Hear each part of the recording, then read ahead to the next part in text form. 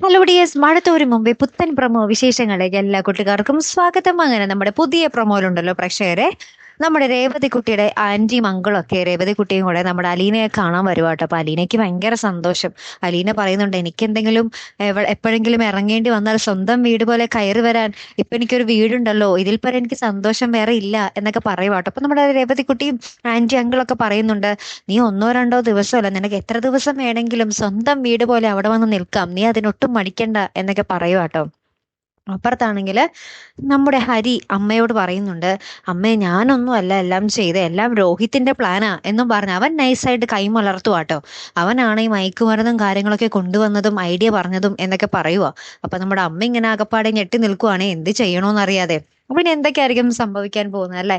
കാത്തിരുന്ന് തന്നെ കാണാട്ടോ. അടുത്തൊരു വീഡിയോയുമായി വരുന്നത് വരയ്ക്കും ഗുഡ് ബൈ.